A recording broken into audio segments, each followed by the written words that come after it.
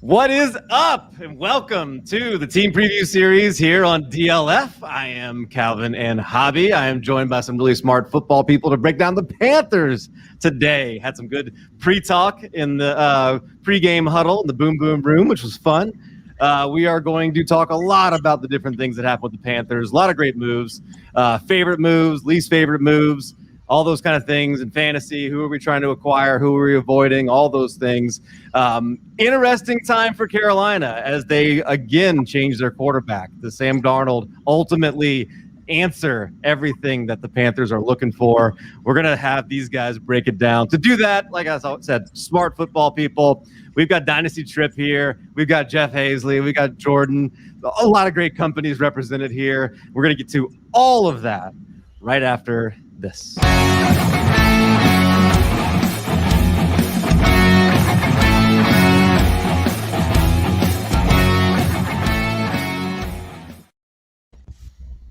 So as I said, we're joined by some great guests here. Jordan, I'm going to start off with you. Why don't you just tell everybody who you're with, what you're doing this offseason, just how the people can support you at this time.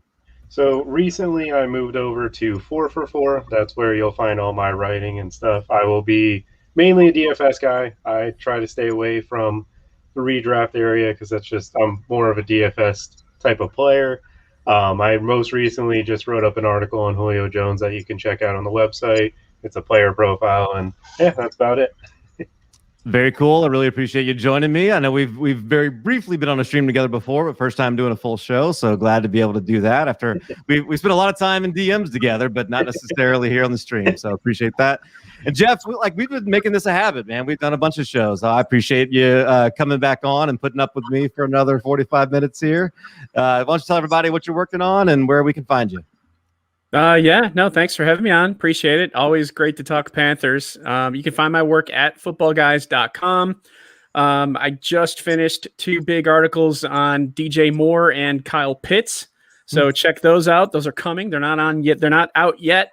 But look for that release. I'm just doing a lot of rankings right now because tis the season for rankings and updates and a lot of collaborative pieces as well. I will be I wrote the foreword for a book that's coming out by the son of one of our staffers on Football Guys, Jeff Teefertiller. His son, Reese Teefertiller, wrote a book. The kid's not even 16 years old. This is his second book. And it's an awesome book. It's all about fantasy football predictive analytics. And so I was honored to be chosen to write the foreword for that book. So that's coming out soon.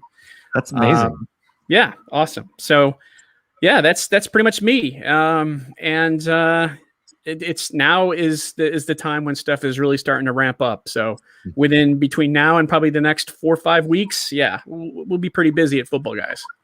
Getting here fast, man. It's and that's a really cool story about Jeff. It's almost like when Frank Gore hands over the torch to his son to come into the NFL. You know, that's kind of getting to that point with him. That's pretty cool. So, and Triv, always a pleasure to be on with you. I love your perspective from most of your work. I know is on the IDP side. Why don't you tell everybody what you're working on?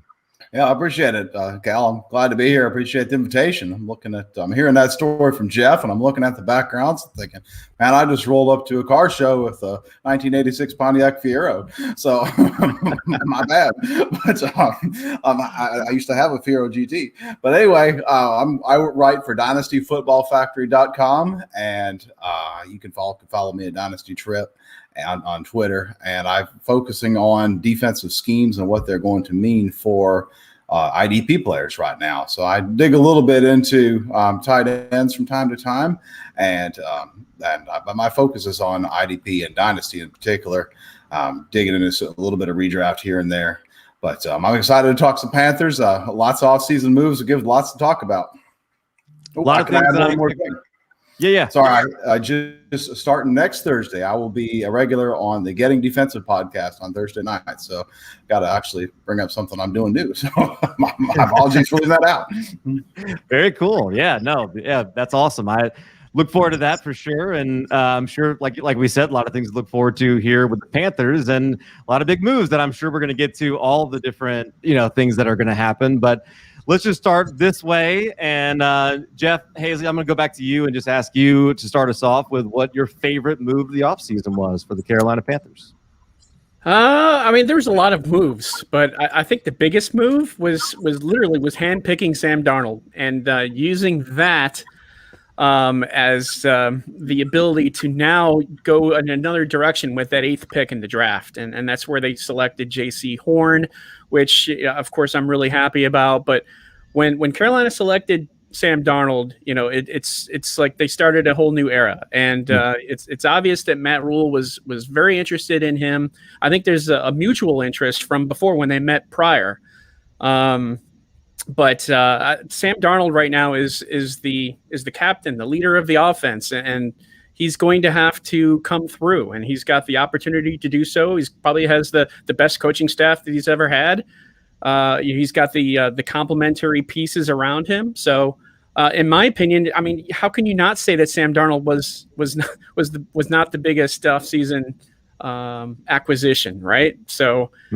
Darnold is my pick there, but the reason being is so that they could go somewhere else with that 8th pick in the draft. And as I mentioned to you before, J.C. Horn, the 8th pick, the first corner off of the board. Carolina was 31st in the league in third down conversion percentage allowed last year. And, they played a lot of soft zone coverage because they just couldn't handle they didn't have the talent or the experience really to play a tighter or a man coverage. And I think with Horn, that gives him that opportunity and that ability. And if all goes to plan, maybe he can be someone who could even eliminate one side of the field, which is really going to help out on defense. So by getting Darnold, they didn't have to get a quarterback in the draft, and they were able to snap up J.C. Horn. So that's my pick. Let's stick there, and that may be what you had as well, Jordan and Tripp. But let's just stick with Sam Darnold for a second, because that's obviously the biggest change. Joe Brady comes in last year, kind of handpicks Teddy Bridgewater to a degree, and then that worked okay, I guess. But now bring in Sam Darnold, like you said, and kind of a chance for a fresh start. Jordan, I know you've gone back and forth on this move. Where are you today with Sam Darnold being at the head of the franchise here? I mean, it's not the guy that necessarily I was all in about. I wasn't really the biggest Sam Darnold fan when he came out of college. But at the end of the day, this is kind of believing in Matt Rule and Joe Brady and what they've done so far. And this is the most talented team he's been a part of. And it's kind of like you see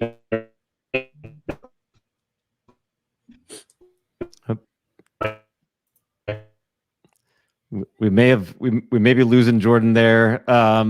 Tripp, why don't you go ahead? Tell me what you're thinking here on Sam Darnold. Yeah, I'm dropping the ball too. I'm glad to hear some Panthers fans optimistic about Sam Darnold.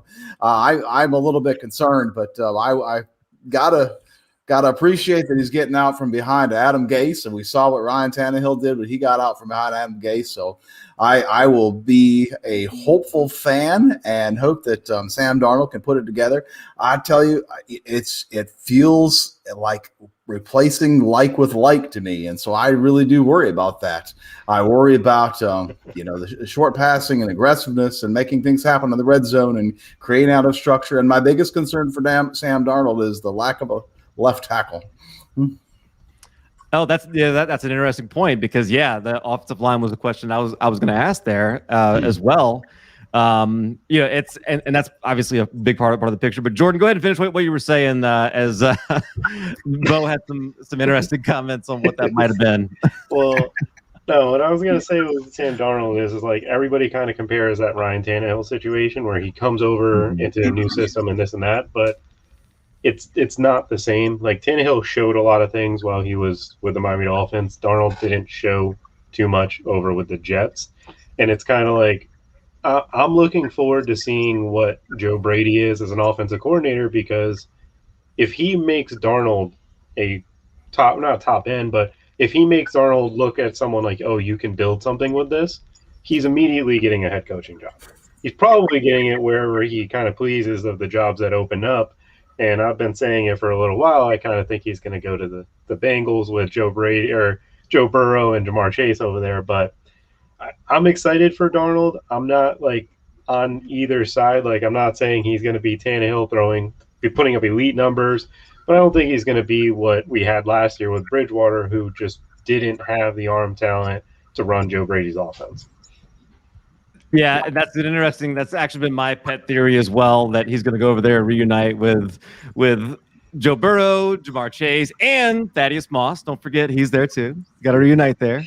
But he did bring in another wide receiver. So I'm curious, as we continue to look at your favorite move of the offseason, Jordan, I know you hate that they got rid of Curtis Samuel, but what about the addition of Terrace Marshall? Could that qualify as a big favorite move too? For me, Terrace Marshall gives us someone who can win in the red zone. Like, we did not have that player with DJ Moore and Robbie Anderson. It's like, now we have someone who's capable of kind of those contested catches, those 50-50 balls. Like DJ Moore, that's not the first thing that comes to mind. It's him on a crossing route where he's catching the ball in space, breaking a tackle. And Robbie Anderson, that's just not his build. Terrace Marshall gives us a threat in the end zone. And I mean, the other person I really liked that we had was Dan Arnold. Like, I know Dan Arnold has been an underperforming tight end in terms of what his final numbers look like.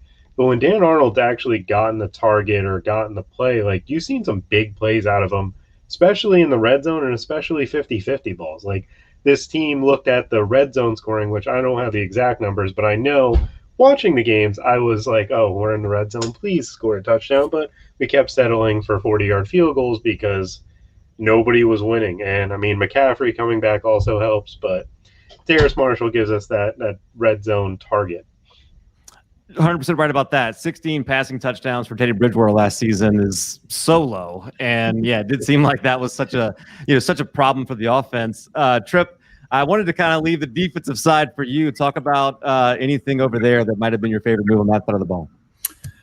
Well, I think that we talk about move. I mean, it's the lack of moves really, but what they did bring in, it's a minor move really, but bringing in Denzel Perriman is a guy I've liked for a long time. He replaces Tahir Whitehead, and I see the argument that he's a 1-for-1 replacement, but I've always just enjoyed watching him play. So that's more of a fan perspective than this is going to make the defense a lot better. But he's an exciting downhill, aggressive player.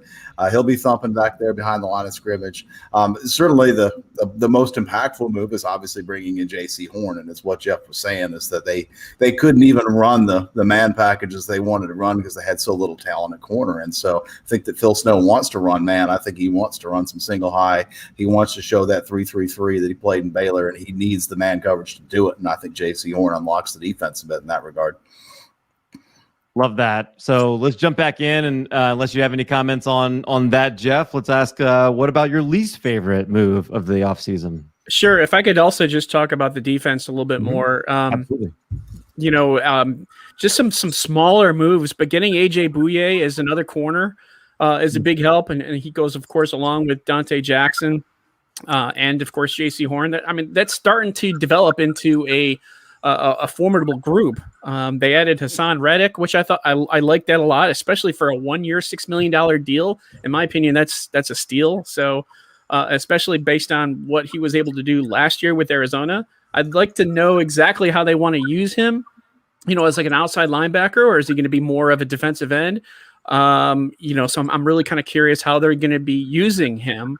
But I mean, they've added a lot of smaller pieces to the big puzzle, right? So hopefully that helps tremendously in terms of, like I said before, their third down conversion. I mean, there was a stretch where they allowed 2 punts in like 4 games, something like that. Where not allowed, but caused 2 punts in 4 games. So I mean, it was crazy, but yeah, getting into the least favorite move of the offseason, I mean, Tripp kind of touched on this a little bit, and I think it's not necessarily getting a better offensive tackle than Cameron Irving. I mean, there were some decent free agent tackles that were available. Of course, Trent Williams was the big one. Riley Reif, another one. Eric Fisher, even though he's coming off of that Achilles injury. Then there's the Bears tackle who he was kind of a late addition to free agency. Charles Leno. Am I saying it right? Leno. So there were some options, and nothing against Cameron Irving, really. I mean, I'm sure he's a great guy, but I was looking for a little bit more on that left tackle side, especially when that's such a big question mark, and it's such a vital piece of the offensive line. So I was a little bit. I mean, you can't do everything. You cannot do everything, and if they did that, then they wouldn't have done something else, right? So. But if there is an area that I think that is a concern, it's the offensive line, particularly the left tackle. Yeah, looks like Pat Eflin as a guard they brought in on a decent contract. Yeah, and they also signed John Miller too. They re-signed him. Yeah, which I guess you hope that improves. Like you said, you can't do everything in an off season, so maybe that's something that comes as we go here, but. Jordan, what do you think? What was your least favorite move of the offseason? And it can be something that they just didn't do as well. Something, whatever works. For me, it's the interior D line. I know that it's just something that we didn't address. And in the beginning of last year, that was something that was just watching an offense line just dismantle our D line was kind of frustrating as a fan. Like the Raiders, that week 1, Josh Jacobs was just getting 4 yards before contact, pretty much, it felt like. And I mean, I know that it was rookie year for Derek Brown, but I'm looking at it like Morgan Fox was the D tackle that we kind of brought in. Quan Short is no longer with our team. I still think we can make a move with some of the D tackles that are floating around. I hope that we are interested in Geno Atkins on a 1-year deal, because I believe that he will provide bulking up that front, because it'll give Burns and Hassan Reddick just a lot of free edges, which will be nice. And that's the big thing. I mean, I know you touched on Curtis Samuel leaving us. That hurt, but his role will be very good for the football team, and I'm happy that we replaced him with Terrace Marshall. Yeah, I was wondering if you were going to talk about that, because I know how much you like Curtis Samuel. But Tripp, how about you? What do you think? Least favorite move, or maybe a move of omission for the Panthers? Well, let me just backtrack a bit. One of my favorite moves was getting rid of Marty Herney and bringing in Scott Fitterer to be a GM. Yeah. But then I watched the personnel moves. I'm like, do we really do a whole lot better in that front of me? There's some head scratchers. I mean, he did really well with the draft.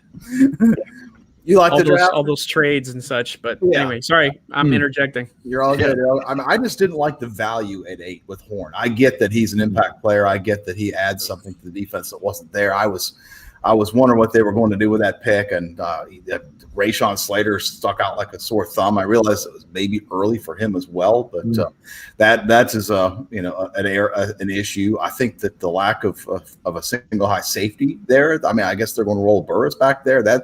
That concerns me. But clearly the call is Elfline's okay as an IDL, as an IOL. I mean, but that lack of a tackle situation is just such a killer. Unless Moten can move over, and maybe Little and Moten can swap, and maybe that'll be the answer. And if it is, then we've got to give the O-line coach some props, because that would be something.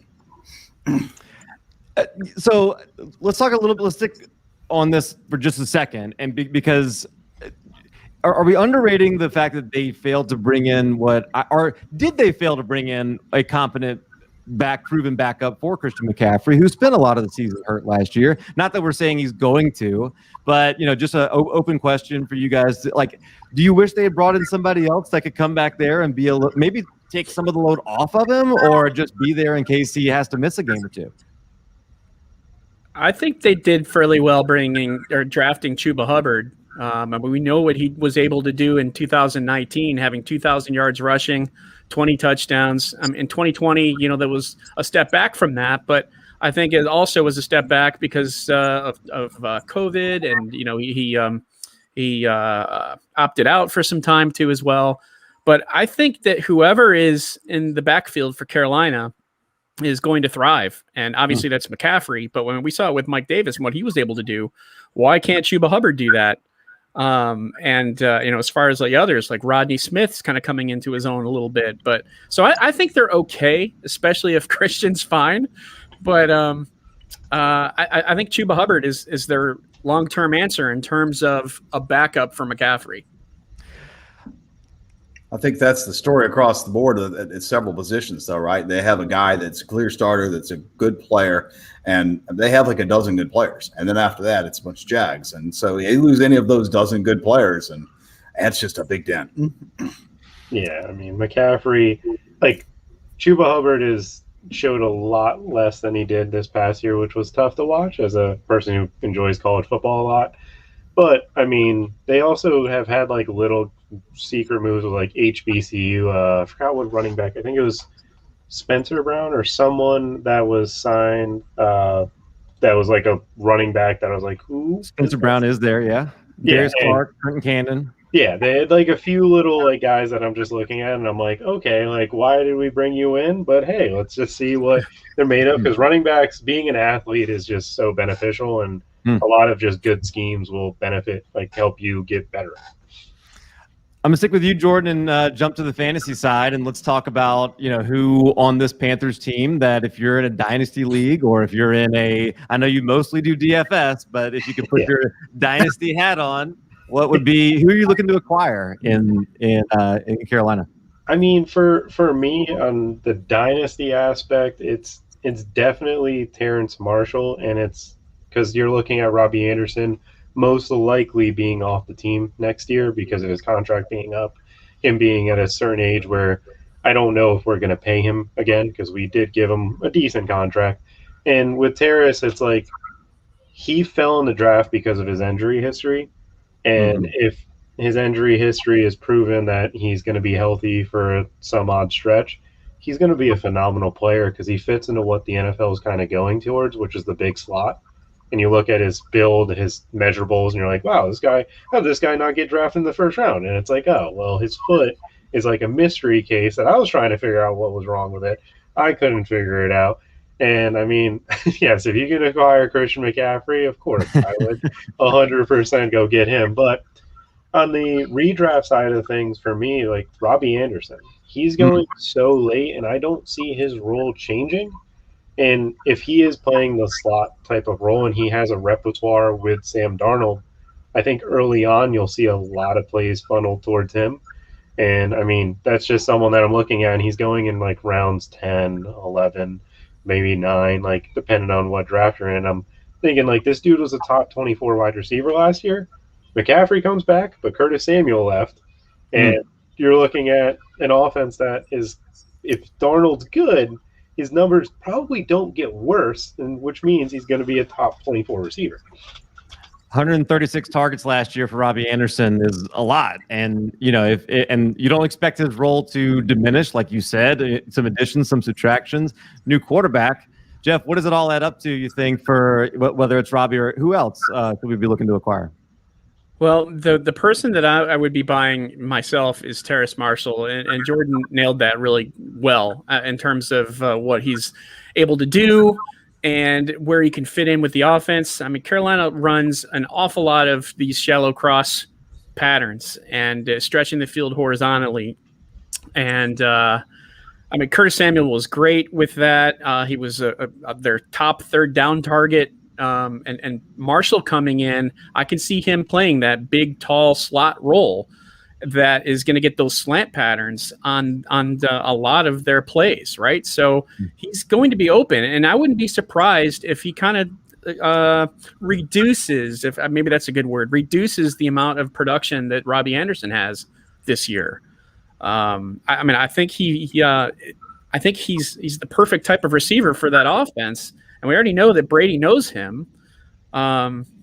The question is, how fast is he going to pick it up, and how much are they going to give him? Are they going to allow him to kind of go at his own pace, or is he going to be sipping water through a fire hose, trying to learn everything? So I'm a little concerned there. But once he gets that, I think we'll be all right. Another guy that I like is Dan Arnold coming in. And granted, the Panthers only had 27 receptions to tight ends last year. And, Joe Brady didn't even really do that much with tight ends at LSU. So there is a little bit of concern there. But they brought Arnold in for a reason, for that red zone help. And the Panthers were, 25th in the NFL in red zone efficiency in terms of touchdown percentage last year. And Arnold at 6'6", 220 pounds, he ran a 4.63. That's pretty decent for a tight end. I mean, he's only 20 pounds less than Kyle Pitts and 22 tenths of a second slower, right? So I mean, he's talented, right? But the question is how much is that tight end position going to be involved in the offense? That's going to see a lot of 3 wide receiver sets and such. So, I don't know. We'll see. But Arnold was brought in for a reason, and I think that he's someone who could surprise in terms of a fantasy tight end. Trip, I want to ask you the same exact question, but since you're talking about Dan Arnold, Ian Thomas ran 438 routes last year. Like, I know the idea is that Joe Brady doesn't use tight ends, but that's a lot of routes, and he only got 31 targets total for the whole season. Dan Arnold had 291 routes for the Cardinals and had 45. So, I don't think for those of you that know DLF, like, we don't believe in vacated targets. Like, targets are owned or are earned, excuse me. Dan Arnold certainly earned more targets last year as a percentage of what he ran. Could he earn that same type of percentage from the Panthers? And he could be a little bit undervalued. So, Trip, who's that towards? I'm sorry, Calvin. Yeah, no, sorry. I think my screen was going a little bit slow there, but Trip. Okay. Over to you. Who should we be looking to acquire for the Panthers? Yeah. Well, I'm surprised that Jeff didn't steal my thunder in this one, because I thought that DJ Moore was just the super screaming obvious answer. He's 24 years old. He has consecutive 1,100-yard seasons. He only carried the ball twice last year, but he carried the ball 13 times for some big yards in his rookie year. And if there's a guy that's going to eat up some of Curtis Samuel's role close to the line of scrimmage, I think DJ Moore is a strong candidate to do that. DJ Moore had 41 carries last year, and I don't see Terrace Marshall doing that.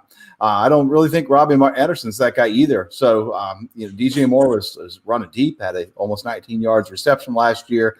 I think he gets more involved. I think he's a good player. I was accused the other day on a pod of vouching for old guys all the time. I think I'm a guy that vouches for value stocks in a world where growth stocks are all on fire. So that's where I'm going with this. You asked about Dan Arnold too. Dan Arnold to me is a kind of like a situational pass rusher, that equivalent, where I think he'll get that kind of usage. So I like the Tommy Tremble pick is interesting from a dynasty perspective. I think he comes in, has to start at H-back, but I think he has room for growth if you're in a deep league, and look to see where that goes. But I think that's that's the story on Ian Thomas, right? They brought in his replacements, and so he's got one more year there. And I was curious to look at PFF and see if Ian Thomas might have been last on the league in yards per route run, because that's really an impressive stat to be out there 438 times and get 31 targets. It's like he was just running around by himself all year or something. Yeah. Like, I don't understand what he was doing. Jeff, what about? I'm going to jump back to you and just say, is there anybody on this Panthers team we should be looking to trade away in our dynasty leagues? Well, Jordan sort of mentioned Robbie Anderson a little bit, but then he also mentioned the value that he has this year. But I mean, in terms of selling, I would say Anderson, because I don't think he's going to be with the Panthers next or in 2022. This being his last year in this contract. And if that's the case, then we don't know what offense he's going to be on, and how he's going to mesh with that offense of that strategy, that coaching staff, all of that, right? So there's a little bit of uncertainty there. So I will be trying to sell Robbie Anderson this year while he still has that value. I mean, 95 catches last year is outstanding. That's most likely going to be a career high. He had career highs in yardage as well. So I would be looking to sell Robbie Anderson in Dynasty, right? Because I think you can still get something good for him. And I can't necessarily guarantee that in 2022 or beyond. Jordan, how about you? Oh, I think you might be on mute. It's real tough to think about like who necessarily from this roster, because I do like pretty much all these players. But I mean, if you're a DJ Moore owner and you just don't believe in Sam Darnold whatsoever, I mean, the value you get for DJ Moore is probably similar to what he's been at for these past 2 seasons, because I don't think people last year, everybody was saying, oh, let's get DJ Moore, even though Teddy Bridgewater was the guy back there. And I mean, right now he has been phenomenal with any quarterback, but he's still overvalued into what he's actually produced. A lot of people have him on that fringe tier of wide receiver 1 in the 14 to 12 range. He hasn't really gotten there yet. He's shown things that he can do, and I love DJ Moore as a player, but if you're someone who just doesn't believe in Darnold, DJ Moore is a guy that I would sell at the value that he's at right now. If I could say one thing about Sam Darnold, if I could, I mentioned how the Panthers were 25th in the NFL in red zone touchdown percentage. That is a huge issue, right? So if Darnold can be successful there, and that's where Teddy had troubles too. And if you're not scoring touchdowns in the red zone, you're not getting points. If you're not getting points, you're not winning, and that's kind of what happened. If Darnold can do that, I think that's going to be a huge boost, not just to him, but to the team, to their win-loss column. You're going to see DJ Moore, Robbie Anderson, Terrace Marshall, even Dan Arnold getting more touchdowns. Of course, with McCaffrey back, that will help. There's all the opportunity to do well, but it has to come together in the red zone. If they can't do that, then they'll be spinning their wheels in terms of where this offense can go. Because last year they were a good, fairly decent offense between the 20s. And then once they got there, they couldn't cash in. So that's what they need to do. If they can do that, they're going to get more points. If they get more points, there's just going to be more W's, especially if the defense plays better. And we already know that the defense is better than last year. So, if I had to kind of throw my my summary statement, that's it. It's improving on the red zone and improving defensively on the third down conversions allowed. So if they can do that, I think they're in really good shape. Love that, Trip. Well, I hear the idea of selling Robbie Anderson. What I've seen, he's just remarkably cheap, and he's 28 years old, and people have this concept of this age apex being 27, and just he's over the hill by the analytics crowd or whoever that is that's pumping the age apex. And so to me, the sell is Sam Darnold. But obviously that's a super flex play, but he has a second life, and I think the Panthers are on a trajectory. I wonder if we talked about this when we were on a few months ago. It went back when I think they still had Bridgewater when we talked. But anyhow, I imagined that when they got Bridgewater, that they would give him 2 years. And the reason why I thought that, and the contract seemed to suggest that they might, and if I'm not mistaken, they're eating some cost on that Bridgewater contract now as they've traded him to Denver. So my thought was that they would give it 2 years and use that time to rebuild. And you look how thin their roster is. To me, they are still rebuilding. So they've brought in some quality young players. They're not spending a ton of money bringing guys in free agency, the left tackle thing being an obvious indicator of that. Hassan Reddick is cheap on a 1-year deal. And so when I look at what they got in Sam Darnold, it's another opportunity to kind of ride the fence in the way they did last year with bringing a quarterback that can run the offense so they can continue to grow and develop, not bring in somebody who's just going to be 1 in 15, but somebody that they can keep the boat afloat with. And if it works, great. It's bonus points in my mind. But if it doesn't work, and my bet is that it doesn't work. And my bet is that Darnold, it doesn't look any better than Bridgewater. I hope I'm wrong, but my bet is he doesn't look any better. They're 6-10 again. They're drafting high again, and they're looking at Howell or Rattler or whoever the next guy is. So I think that, in the Superflex league, you typically can cash out big, especially given Darnold's age. You can get a first-round pick for any starting quarterback these days, unless it's Ryan Fitzpatrick. That's who I'd be selling. Jordan, he mentioned analytics. You certainly know your way around a spreadsheet. I'm going to pose this question to you, but feel free to jump in, anybody, because I want to stick on this a little bit. Christian McCaffrey is the number 1 overall player right now in DLF's ADP that they collect. So he's 25 years old. I mean, that's getting close to that point where the analytics crowd and, starts to get nervous. Do we ever have another year where we're looking at July and Christian McCaffrey is still on top as the number 1 asset in Dynasty? I think so. Personally, I think next year we'll continue having Christian McCaffrey number 1 because at the end of the day, there are generational players. There are people that come in and beat analytics all the time. Julio Jones has beaten it for God knows how many years and continues. Jerry Rice was 40 years old, putting up 1,000-yard season. McCaffrey he's proven to be that type of player. He's proven to be someone like the LT of in a sense where he's just going to always be utilized, and especially someone that doesn't need to be getting in between the tackle touches and someone who can catch the ball out of the backfield for fantasy football. Those guys last longer from my idea, where Darren Sproles was like 33, 34 and still getting like 70 catches because he's still getting utilized the right way. And McCaffrey, I don't think he'll be the number one fantasy player after next year. I think there's going to be some sort of youth of someone that's producing crazy numbers that's going to overtop him. I don't see it with this past draft class of running backs that are super talented. I just don't see any of them being like the Le'Veon Bell, because I'm pretty sure at some point, if I'm not mistaken, he was the number one running back. And I don't see it from this past class yet. I see maybe the future classes might end up having it. But, yeah, no, as of right now, I'm not worried about his age. He's not a player I would ever sell. Like, you're just kind of in there for the long haul because he's going to continue to produce probably past his 30s for me. And if you're in a league where you don't have him and he turns 30 and that dude is, hey, you can give me a second and I'll take him. Yeah, here's my second round pick. I'll take McCaffrey. I don't care where he's playing. He'll get a role somehow, some way. Yeah, and some players you just want to buy in for the rest of their career and you don't care about the value, right? Like there are some players like that, and there's a chance that Christian McCaffrey goes down, if he can stay healthy for the next few years, as maybe the greatest fantasy player ever. Is that too bold, Jeff?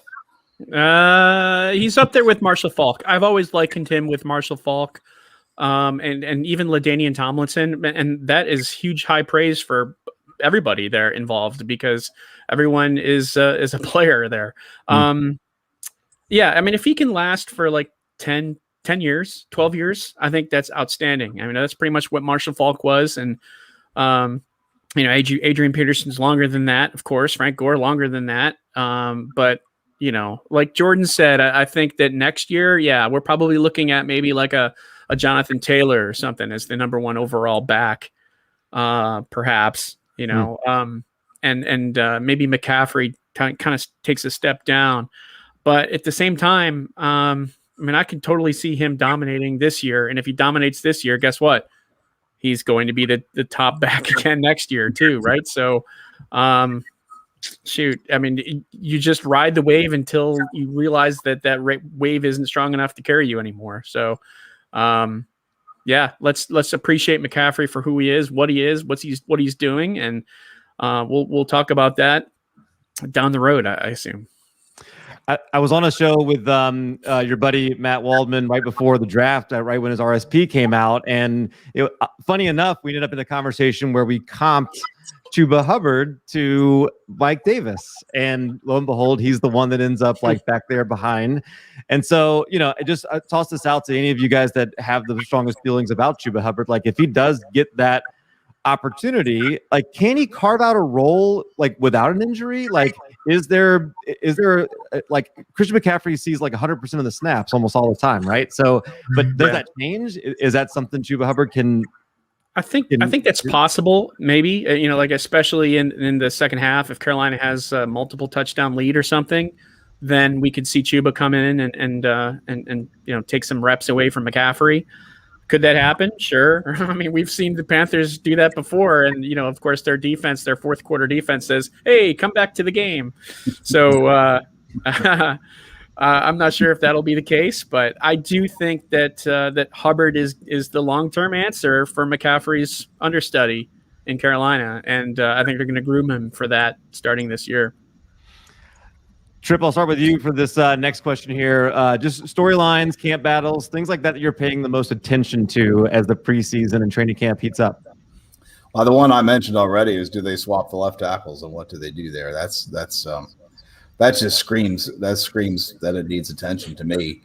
Since I've already touched on that a bit, I'm really curious to see what we see on camp and on the preseason field with respect to the safety utilization. They played 3 safeties basically full time last year, and they didn't bring in a guy. And they talk about Jeremy Chin playing more, quote, safety as opposed to linebacker. And I'm old, so when I see guys playing apex and 9 yards off the scrimmage and outside off the line of scrimmage and outside the tackle box. To me, it still looks like a safety, but that's just because I'm old. So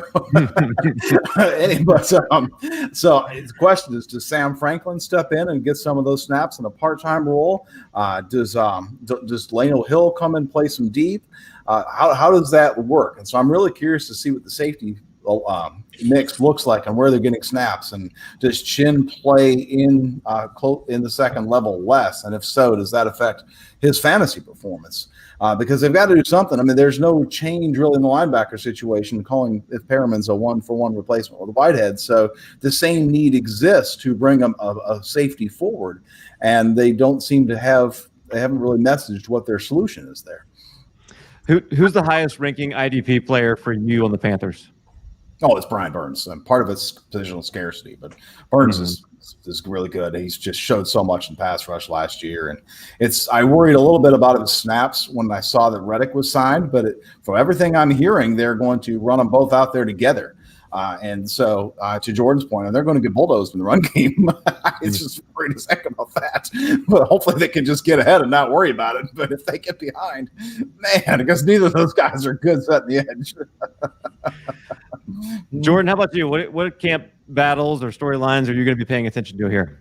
I'm interested to see what like the reports about who Darnold's meshing with the most. Last year, I saw a ton about Teddy Bridgewater with Robbie Anderson.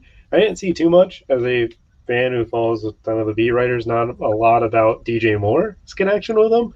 So for me, when it was coming to like redraft season, I was taking the Robbie Anderson super late and just letting the people fight for DJ Moore early on, because I was just like, this dude's not going to return third round, fourth round value.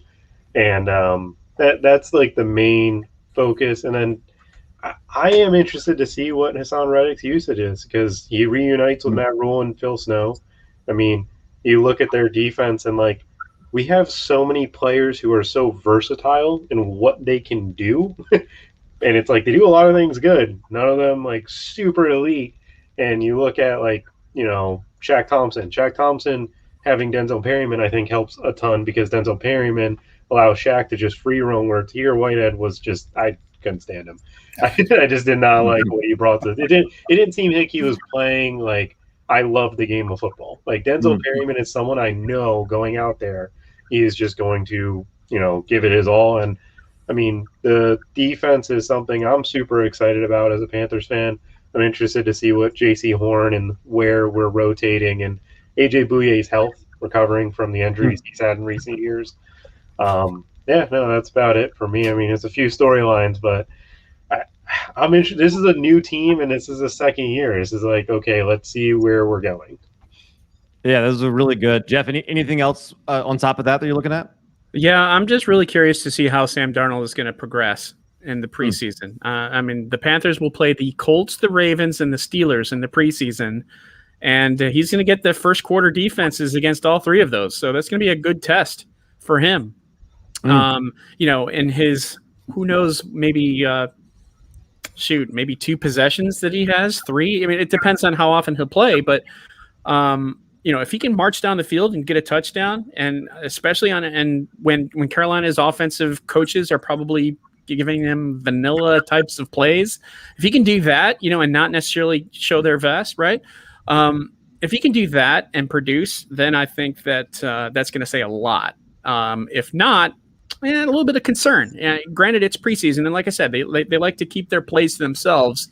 But against those three defenses, that's going to be an interesting test. So I'm going to see how Darnold progresses, and I also want to see how J.C. Horn plays and how he plays against the other wide receivers. The Colts don't necessarily have that alpha dog wide receiver. The Ravens don't either, but against Pittsburgh, that'll be interesting.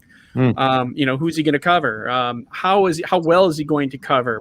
How is he going to cover in terms of his whole plan of attack? Is it going to be close press? Man, that's what I really want to see, because we really haven't seen that since Josh Norman with Carolina. And curious to see what they allow him to do in terms of how he covers his receivers. So those two things are what I'm looking forward most as the preseason comes.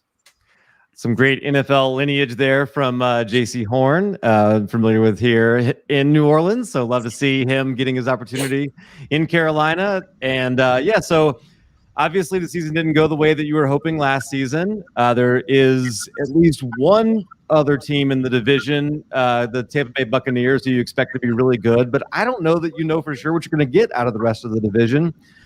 So, Jordan, let me start with you. The last question I'll ask all you guys. 17-game season. What's the final record once the dust settles at the end of the year? I'm more optimistic than I guess most would say. I do believe that this team can go 10-7. I do think that we can actually I believe the defense is good enough and the offense with Joe Brady will take that stride. I think early on it'll start slow because new quarterback, new everything, getting used to it, but once the offense starts gelling and we can get leads early on, I do believe our defense is built to win those games. And that's like a 10-7, where I think obviously I feel like the range is more 7-10 to 10-7. I would be disappointed if we don't win 7 games this year. So Tripp, I'll go to you right after that because I know you were less optimistic based on what you said. What's your prediction? Well, I was waffling between 6-11 and 7-10, so I'll let Jordan have the 7. That sounds good. Love that, Jeff. Last word was the record for the Panthers in 2021. Well, so this is a real wild card for me. I mean, they won 5 games last year, and they had McCaffrey for 3 of those games. And all 3 of those games they had McCaffrey, they lost. The Raiders game where they lost the game at the tail end of the game on a failed 4th down conversion that they would have had an opportunity to score the game-winning points against the Houston, I think, was one, and then the Chiefs. And the Chiefs, they had an opportunity to kick a game-winning field goal in Kansas City, and they missed, right? So anytime McCaffrey is available, I think it's going to give him a chance. And we already know that the offense is going to be better with McCaffrey. It could be much better with McCaffrey and all of the adjustments that they've made, right? Maybe Darnold is better than Bridgewater. The word for Darnold is potential. And there's definitely an opportunity for him. The defense, I believe, will be better than last year. If they can convert in the red zone and if they can stop those 3rd downs, they're going to be a better team. That's just fact. So if they can improve on 5 wins, or can they improve on 5 wins? Yeah, I think they can with McCaffrey alone. And you throw in those other factors that you already mentioned, and they can win 7 games. They can win 8 games. They can win 9 games. Could they win 10 games? Perhaps, right? And a lot of people were saying, oh, Carolina's the team to watch last year. They're the team to watch. Maybe not necessarily this year, but this coming year, you look out for Carolina. I mean, I've heard that from a lot of people, announcers, people in the media, everything. So they're, they've got an opportunity and they can cash in. The question is, those things that I already mentioned, the red zone and then stopping defenses on 3rd down. If they can do that, I think they can improve their win total at least 3 or 4 games. And who knows, momentum is a fun thing. So you get up there, you start, hey, if you're like 5-3, you know what? You're playing like you're a 5-3 team. And you will turn around and you do better that next game because you remember what it was like to win and you want to win. So winning is contagious. We know that. If they can start off well, of course they get the Jets week 1. If they can start off 1-0, I think that's going to be a huge boost. Speaking of getting the Jets, that is the next team that I'm doing here on my team preview series. I'm doing that right after this in about 10 minutes. And so I'm excited. Honestly, I do think the future is bright for the Panthers. I think they're headed in the right direction. Can they hang on to Joe Brady for the next couple of years? That would be really big for them, I think. And, but I think as much as the offensive side of the ball is going to be a question, I think, the defensive side with Matt Rule and Phil Snow and getting things, worked out on that side with all the draft picks they spent last year and then some of the additions in free agency, things like that. definitely looking forward to seeing what happens in Carolina. So I appreciate all three of you for joining us. I appreciate everybody that's in the comments and who's watching. If you enjoyed this video, definitely go ahead and hit the subscribe button that's right down there. Go ahead, hit that button. Make sure that you are clicking the like button and leave a comment, because it really does help us in our YouTube algorithm when you do that. So for these guys, for DLF, we appreciate you tuning in.